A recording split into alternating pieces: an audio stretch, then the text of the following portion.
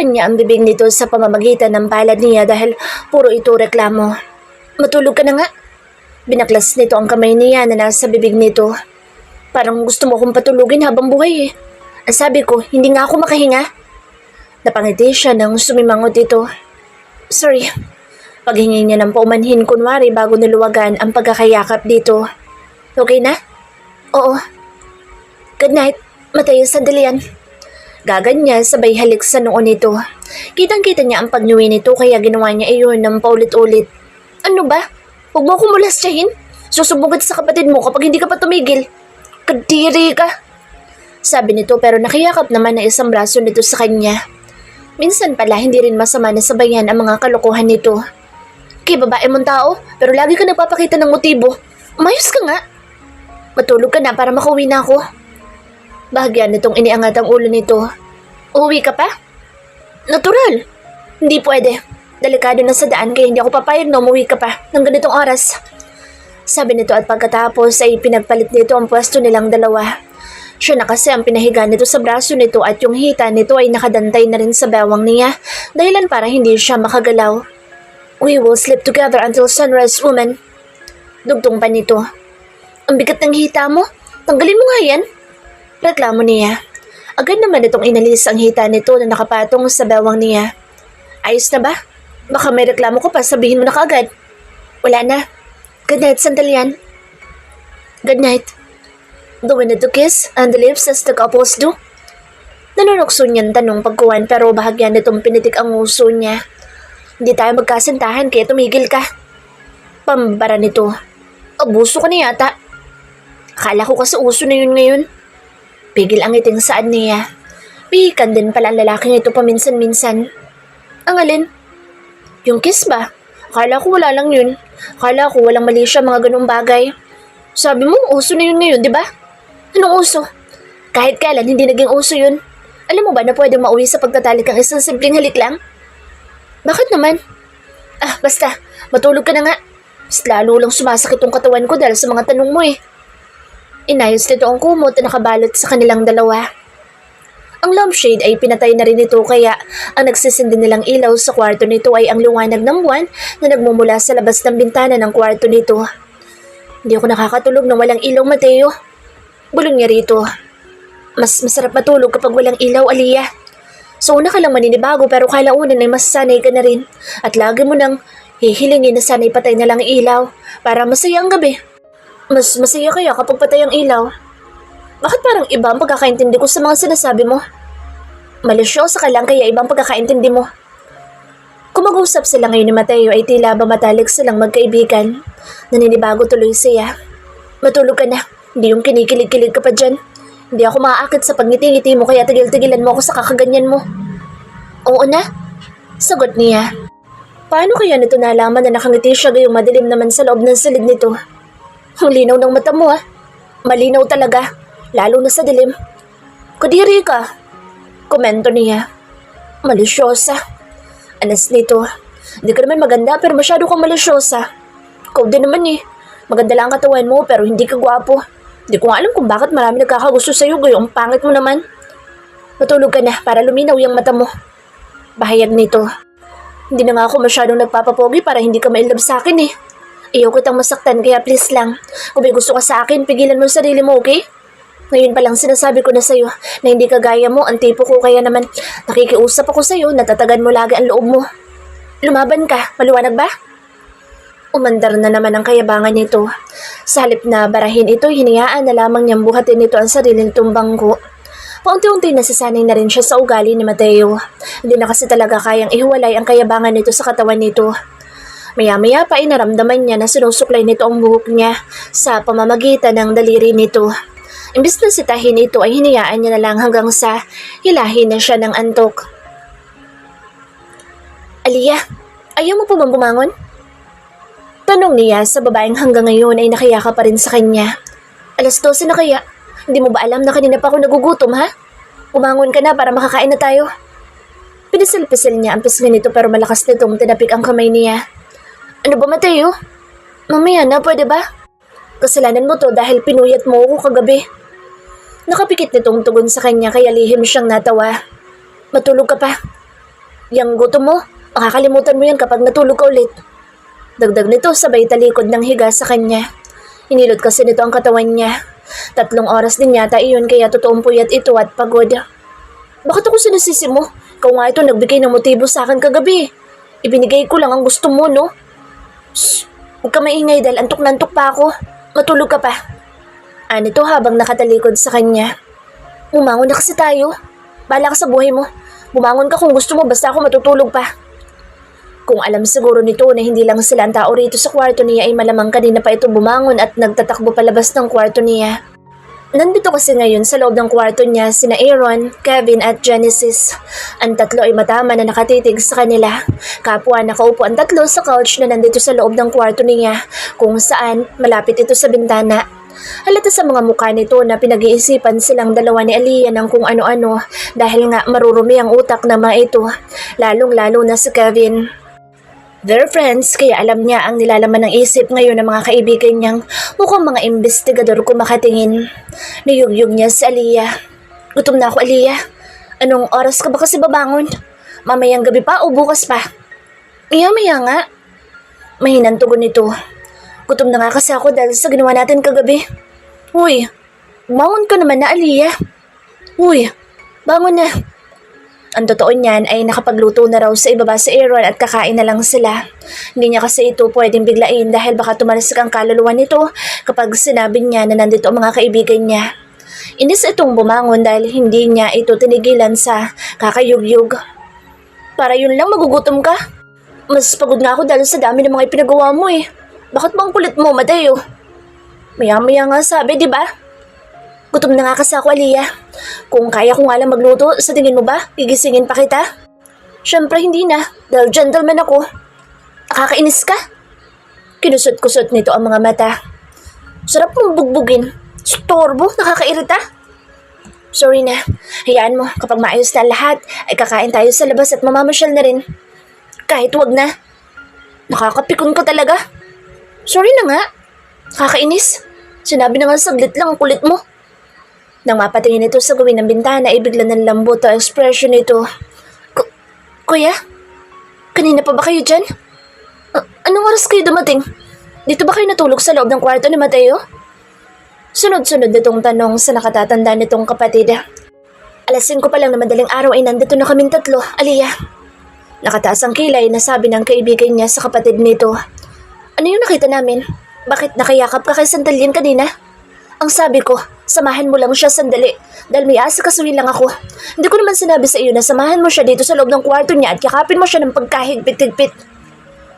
Parang nakuryente ang babaeng katabi niya dahil halos hindi ito gumagalaw. Maya-maya pa ay tumikim ito na tila ba pinapatatag ang sarili. Dito ako sa lapag natulog, kuya. Sabi nito habang nakangwi. Ano akala nito maniniwala sa Aaron sa sinabi nito? Kung hindi nito iniligpit kagabi ang comforter na inilatag nito ay baka maniwala pa ang kaibigan niya.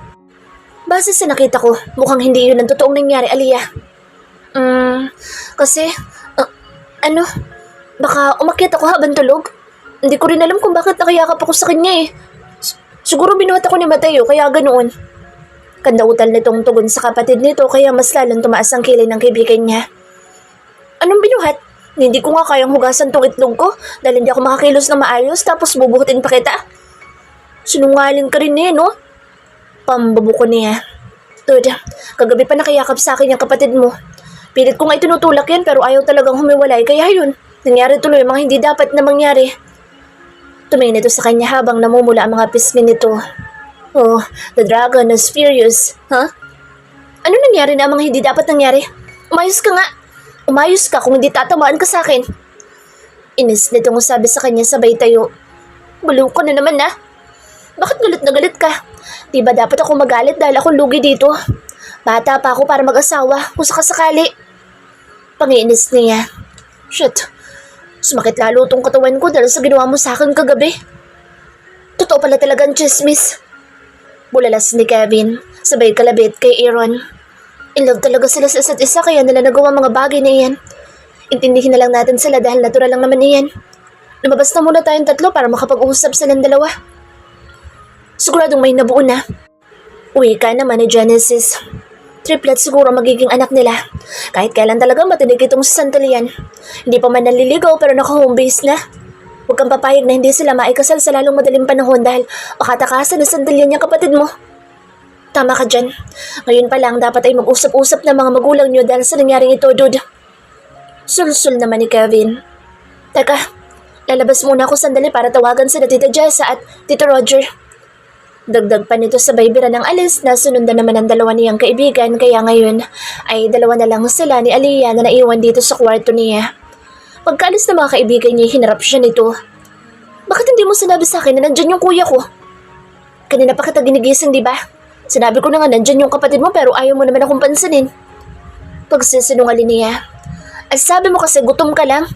Ay, kapag pinilit talaga nila tayo magpakasal, siguraduhin ko na araw-araw kang dadalhin sa ospital.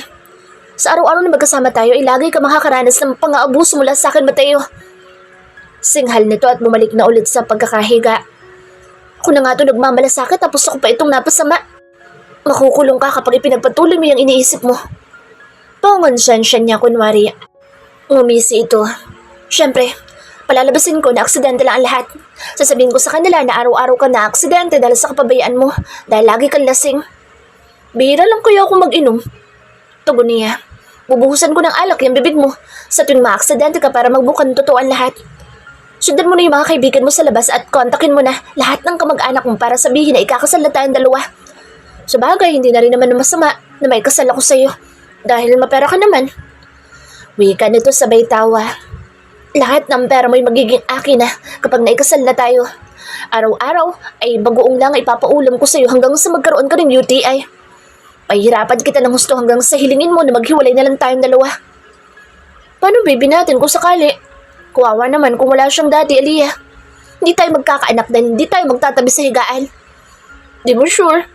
Alam mo ba, ang kasabihan ng tulak ng bibig, kabig ng dibdib? Hinay-hinay lang dahil baka ma-fall ka bigla nang hindi mo namamalayan. Baka nga, gabi-gabi, yayain mo akong gumawa ng bata eh. Inirapan siya nito. Malabong mangyari yung sinasabi mo, Mateo. Malabong-malabo na maganap yung mga sinasabi mo ngayon.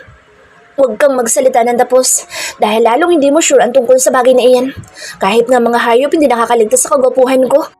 Ikaw pa kaya na marupok? Maghanap ka ng kausap, visit ka. Bahala ko sa mga buhay niyo. Basta ako matutulog ulit. Umangon ka na roon at magpaluto ka ng pagkain sa future brother-in-law mo kung nagugutom ka na. Natawa siya. Eh di umamin ka rin na gusto mo talaga ako makasama habang buhay. Future brother-in-law ha? Sus, gusto din. Umarap ito sa gawin niya at kalaunan ay umuso dito ng husto hanggang sa maduling siya dahil sa lapit ng mukha nilang dalawa. Oo na, inaamin ko nang gusto kitang makasama habang buhay. Mamaya, ibigay mo na sa akin lahat ng ATM cards mo pati cash mo ah. Hinaplos-saplos pa nito ang pisngi niya sabay ngisi. Everything you have will be mine. If we ever get married, Mateo, lahat ng meron ka ay kukunin ko sa iyo bago kita dispatchan sa buhay ko. Ang sama mo naman. Talagang masama ako kaya ngayon pa lang mag-isip-isip ka. Dahil pa nito ang rapist sa ginagawa nito sa kanya. Gusto niya sanang pumalag kaya lang ay wala siyang lakas. Sayang naman, ang gandang lalaki mo kung masasayang lang ang buhay mo. Isipin mo mga magiging lahi mo kung ganoon lang kabilis matatapos ang buhay mo. Halatang tinutokso siya nito kaya ang ginawa niya ay kinabig niya ang batok nito at pagkatapos ay siniil niya ito ng halik. Sabay-sabay na napamura ang mga kaibigan niyang tsismoso na hindi man lang marunong kumato kaya naabutan tuloy sila ng tatlo sa ganoong akto. I want to take a bath. Balawala niyang sabi bago siya tumayo at nagtungo sa banyo na nasa loob lang din ng kwarto niya. Isasara na sana niya ang pinto ng banyo nang humarang si Aliyah. What the hell? Ito na mismo ang nagsara ng pinto. Sasabi ka bang maligo sa akin? This is your fault. Pabulong nitong sabi pero ang timbre ng boss nito ay halatang gigil na gigil. Paano na ngayon yan? Ano sasabihin ko sa kanila? Maliligo ko kaya lumabas ka na muna. Lalo sila mag-iisip ng hindi ka aya-aya kapag hindi ka pa lumabas ngayon. Sa tingin mo ba hindi pa nila ako pinag-iisipan ng masama dahil sa ginawa mo ha? Kanina pa sila nag-iisip ng masama at mas lalo pang nadagdagan ng hinalikan mo ako. Umupo ito sa ibabaw ng bow habang sinasabunutan ang sarili. Hindi tuloy siya makaihi. Aliyah! Ano? Iihi ako? E di umihi ka. Gusto mo bang makita itong pagkalalaki ko? Kung ayaw mo makita ay tumayo ka muna at tumalikod o di kayo lumabas ka muna ng pinto. Huwag mong ipagmayabang niya dahil alam kong maliit lang naman yan. Dahil sa sinabi nito ay bigla niyang inilabas ang pagkalalaki niya dahilan para mapanganga ito. Maliit ba to? Nakangisi niyang tanong dito. Ibinaba niya pa hanggang sa tuhod niya ang suot niyang brief at pajama para makita nito ng husto tinutukoy nitong maliit kuno. Ito ba ang maliit sa'yo ha? Titigan mong mabuti at sukatin mo sa isip mo kung talaga mong maliit ito. Bago ka magsalita ng hindi maganda, Aliyah. Marahas itong tumayo at pagkatapos ay lumabas na ito ng pinto. Halos mabingi pa siya dahil sa lakas ng pagkakasara nito. Ang laki ng problema samantalang pakakasala naman niya kapag nagkaagipitan na. Ang arte talaga ng babaeng yan. Kala mo naman sobrang ganda. Nagkaroon lang ng mukha, kala mo kung sino na. Ang tapang kung magsalita pero takot naman pala. Paglabas ni Aliyah sa banyo ay formal niyang hinarap ang kapatid niya, pati na ang mga kaibigan nito. Ang walang hiyang Mateo na iyon ay pinapakita pa talaga sa kanya ang pagkalalaki nito. Nagkasala tuloy ang mga mata niya. Kayo na ba magbabantay kay Mateo? That's great. Uwi na ako dahil hindi na ako nakatulog na maayos dahil sa kakabantay dyan sa kaibigan niyo. Formal niyang wika habang iniiwasan ng mga mapanghusgang tingin ng mga ito. Bakit ang mamadali kang umuwi? Tanong ng kapatid niya sa kanya. Wala naman na kasi akong gagawin dito dahil nandito na kayo para samahan ng kaibigan niyong sinungalin at bastos. Saan parte siya nagsinungalin? Wala. Basta. Mauna na ako sa inyo dahil tapos na ako sa kanya. Hindi ka ba magpapaalam sa taong mahal mo, Aliyah? Tanong naman ni Genesis. Baka magalit yun kapag umalis ka nang walang pasabi. Hintayin mo muna siyang matapos bago ka umalis dahil baka kami ang paginitan noon. Hahakbang na sana siyang palabas nang haklitin ni Kevin ang braso niya kaya tinapunan niya ito ng nakamamatay na tingin. Hintayin mo ang kaibigan namin dahil baka umiyak iyon mamaya. Pasensya ka na kung ganito kami. Mahal na mahal lang talaga namin ang kaibigan namin. Hindi ko kaano-ano ang lalaking iyon kaya hindi ko kailangang magpaalam sa kanya. Formal niyan tugon dito. Bitiwan mo nga ako. Tinignan niya ang kapatid niya habang nakasimangot. Kuya, ano ba to? Puro ba talaga abnormal ang mga kaibigan mo? Pagsabihan mo nga to dahil kung hindi sasaktan ko to. Let go of her, Kevin. Wika ni Mateo na galing sa likuran niya. Ang bilis naman yatang maligo na lalaki ito. Kinuskus man lang ba nito ang katawan nito? Bakit hawak-hawak mo siya, Kevin? Who told you to hold her? Mabilis naman siyang binitawan ni Kevin sabay taas ng dalawang kamay sa ere na tila ba sumusuko. Aalis na daw kasi siya, kaya pinigilan ko siya dahil baka magalit ka kapag hindi siya nagpaalam sa'yo. Kumain na tayo dahil kanina pa malamig ang pagkain sa lamesa. Pahayag ng kapatid niya at nauna nang humakbang papunta sa dining room ng bahay ni na Mateo. Ito talagang kapatid niya, minsan wala ding silbi. Ni hindi man lang kasi nito magawang pagsabihan ng mga kaibigan nito eh. Kain na tayo, dude. Alok ni Kevin kay Genesis sabay akbay dito. Baka mamaya, madamay pa tayo sa kamalasan ng isa sa mga kaibigan natin. Sumunod na rin ang mga ito sa kapatid niya kaya dalawa na lang sila ni Mateo na nakatayo dito sa sala at tila pinapakaramdaman ng isa't isa. Uuwi ka na ba, Aliyah? Oo. Kumain ka muna bago ka umuwi. Hindi na, salamat na lang. Pinapairal mo na naman yung katigasan ng ulo mo, Aliyah. Kapag sinabi kong kumain ka muna, kakain ka, maliwanag ba? Bakit? Napahinto siya na makita niya ang seryosong hilat siya ng mukha nito. May parang kung ano siyang nakikita sa mga mata nito na ngayon niya lang nakita. Oo na, kakain na ako. That's it then. Iminuso nito ang direksyon ng dining room na tila ba sinasabi nito na mauna na siya. Kung ganyan ka araw-araw, ay talaga magkakasundo tayo ng husto. Hindi na niya ito pinansin pa dahil dire-diretso lang ang lakad niya sabay upo kaagad pagdating sa pagkainan. Ito ang naglagay ng mga pagkain niya sa plato niya. Kaya napatanga siya samantalang ang mga kasama nila ay nakasunod lang ang mga mata sa ikinikilos ni Mateo. Ano kayang trip na lalaking ito? Tinangalaan niya ito pero nakita niya na seryoso ekspresyon ng mukha nito. Pasimple niyang hinatak ang suot nitong short para makuha ang atensyon nito pero hindi siya nito pinansin. Nang makita nito na puno na ang plato niya ay naghila na rin ito ng upuan saka umupo sa tabi niya. Wala ba kayong gagawin kung hindi ang titigan ako?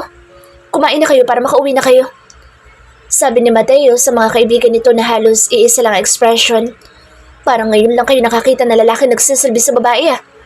Ang OA niyong tatlo sa totoo lang. Di ba kayo naging ganito sa mga kasintahan niyo dati?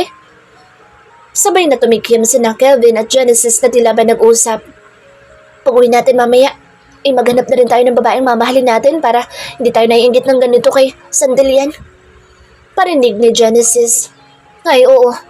Hanap tayo ng babae mamaya tapos iuwi natin sa bahay natin tapos tabihan natin sa pagtulog. Saad naman ni Kevin sabay tapik sa kapatid niya. Ikaw, dude, wala ka bang gagawin mamaya pag uwi mo sa bahay niyo? Hindi ito pinansin ng kapatid niya dahil ang mga mata nito ay nakatingin sa kanila ni Mateo. Tama yung mga naiisip niyong dalawa. Para naman hindi kayo naiinggit sa amin ni Aliyah. Biglang sabi ni Mateo sabay lingon sa gawin niya na nakangiti na pero hindi siya nag-abalang gantihan ito ng isang ngiti. Tayong dalawa magpapatunay na nag-exist talaga ang forever. Sayang nga si Imbe. Akala ko may forever na kami na matandang iyon pero wala pala. Akala ko pa naman kami na talaga hanggang sa uli pero hindi pala. Siguro dahil tayo talaga itinakda kaya hindi kami nagkatuluyan ni Imba. Dude, hindi mo na ba mahal si Imba? Tanong ni Kevin dito. Hindi na. Bakit? Hindi ka ba nanghihinayang sa mga buwan na pinagsamahan yung dalawa? Sayang naman. Akala pa naman namin magkakaroon na kami ng inaanak sa'yo. Yun pala hindi pa. Huwag na natin siyang pag-usapan dahil baka magsalos itong sa Aliyah. Ayaw pa naman ito na may ibang babae akong binabanggit bukod sa kanya. Mamaya, aawayin na naman ako nito eh. Sabi ni Mateo kay Kevin na ikinatawa ng dalawa. Pasimple siyang huminto sa pagnguya at dahan-dahan na ibinaba ang kamay niya para kapain ang hita nito sa ilalim ng lamesa. Kukurutin niya ito para tumigil na ito sa kakadaldal dahil yung kuya niya ay kanina pa sa lubong ang mga kilay. Matalik nitong kaibigan si Mateo kaya siguradong ito ang paniniwalaan nito dahil nga seryoso ang mukha ng katabi niya habang nagkukwento. Napag-uusapan niyo na ba ang kasal, Sandalian? Tanong ni Genesis na kagaya ni Kevin ay panay din ang tanong. Hindi pa. Ayaw pa kasi na Aliyah na pag-usapan namin ang tungkol sa bagay na yun. Shit! May langgam. Kinurot niya kasi ito ng pino sa hita nito. Bumaba ang mga mata ni Mateo sa ilalim ng lamesa at mabilis na hinuli ang kamay niya at tinawakan nito ng mahigpit iyon.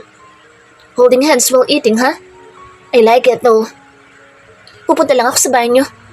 Sabi niya para bitawan na siya nito pero umiling ito. Sasamahan na kita. Hindi na. Galit ka? Hindi. Bumuntong hininga siya. Sige na please. Sarap talagang kagatin ng lalaking ito. Kagigil. Hindi ka naman mukhang naiihi eh. Ubusin mo na yung kinakain mo para makapagpahinga ka na. Pwede mong gamitin ang kwarto ko kung gusto mong matulog ulit habang nagtatrabaho ako sa library. Huwag ka muna magtrabaho, Sandalian. Anas ng kapatid niya. Sino Genesis at Kevin muna ang gagawa ng mga trabaho mo. Pansamantala, dahil baka mas malala pa mangyari sa'yo sa susunod. Magpahinga ka muna ngayong linggo para makabawi ang katawan mo. Ayos lang ako, dude. Sa tingin ko ay kaya ko ng sarili ko. Huwag matigas ang ulo, Sandalian. Oo na. Sumusukong tugon ni Mateo. Buong linggo ay magpapahinga lang ako sa kwarto ko. Good. Salamat, dude. Babawi ako sa inyo kapag naging maayos na ang lahat. No problem. Tipid na ngumiti ang kapatid niya kay Mateo. Maya-maya pa ay sinambit nito ang pangalan niya. Aliyah, samahan mo muna sila dito dahil hindi marunong magluto ang mga iyan. Babalik din naman ako bago maggabi. Maya't maya kasi gutom ang mga iyan kaya ikaw na muna bahala dito habang wala ako. Okay. Kahit naman tumanggi siya, hindi rin uubra dahil nga mahal na mahal nito ang mga unggoy nitong kaibigan. Sa Sandalian ay huwag mo munang palalabasin sa kwarto niya. Patulugin mo lang yan para gumaling na iyan ng husto dahil kung hindi ay baka maaga niyan makaharap sa San Pedro. Loud and clear, kuya. Salamat, Aliyah. Dude, punta na kami ni Genesis sa library. Paalam ni Kevin kay Mateo at sabay na ngang tumayo ang dalawa. Alis na rin ako, kaya kayo nang bahala dito. Tumayo na rin ang kapatid niya kaya dalawa na lang sila ni Mateo na naiwan sa lamesa. You don't need to take care of me. Instead, you can sleep in my room and rest. Hindi mo kailangan sundin ang kapatid mo dahil hindi naman malala ang kalagayan ko. Dinala nito ang kamay niya sa dibdib nito. Pagkatapos mong kumain ay umakyat ka na sa kwarto ko para matulog. Ako nang bahala maglinis dito at maghugas ng mga pinagkainan natin. Ako na lang. Umiling ito. Ako na nga lang. Sino mo susunod? Ikaw ba o ako? Siyempre ikaw. Ikaw ang future misis ko eh. May pa-future misis ka pang nalalaman. Bitiwan mo na nga ang kamay ko para makapagligpit na ako. Kakain pa ako kaya mamaya mo na iligpit ang mga yan. Kumain ka na muna kasi bago ka magdaldal. Sorry misis ko. Pagpasensyahan mo na tong mister mong gwapo. Nakangiti nitong sabi kaya hinampas niya ang hita nito. Puro kakalukuhan. Seryoso kaya ako. Kasal na lang naman ang kulang sa atin para matawag kitang misis ah. Hinampas niya ulit ito. Anong kasal? Marami pa ang kulang sa atin para matawag natin ang isa't isa na Mrs. at Mr. Mabuti sana kung Napahinto siya sa paglilitan niya nang bigla siya nitong halikan sa mga labi niya, sabay takbo para takasan siya. Subalit mabilis umaksyon ng karma dahil natalisod ito kaya ang pinagkainan nito na dadalhin sana nito sa sink ay nabasag lahat at walang natira. Yan ang napapala ng mga taong malalandi. Sabi niya rito, walisin mo na yan dahil baka mabubog ka pa. Tumakbo naman ito at agad na kumuha ng walis. Ay, ako na nga dyan. Nakita niya kasi na hindi maayos ang pagkakawalis nito kaya inagaw niya ang walis at dustpan sa kamay nito. Salamat, misis ko. Kunti na lang talaga, mamahalin na kita. Kunting effort pa. Pagkatapos niyang magwalis ay hinampas niya ito ng walis tambo dahilan para mapangiwi ito. Huwag ka namang mapanakit, misis ko. Saka mo na ako saktan kapag magaling na ako. Sakit ng palo mo. Kulang pa nga yan eh. Sa susunod kada halik mo, bugbog ang aabutin mo sa akin. Huwag naman. Dapat ay nagmamahalan lang tayo, hindi nagsasakitan. Sabi pa nito na ngayon ay isa-isa na nitong dinadala sa sink ang mga platong pinagkainan nila. Aliyah, sa birthday ko, ikaw ang last dance ko ah. Ano ka? 21 years old? Dago mo? Patanda ka na, uy. Wala naman yun sa edad eh. Di ako marunong sumayaw. Tuturuan kita. Ang dali lang ng sumayaw eh. Umarap ito sa kanya at gumiling. Kikilos ka lang pakaliwa at pakanan. Ganito lang oh. Easy lang, di ba? Ano, payag ka na? Natuwa siya sa ginawa nito dahil para itong macho dancer sa isang club. Ikaw ang last dance ko ha? Uy, sumagot ka muna bago ka kiligin dyan. Ayoko. Arte naman ito.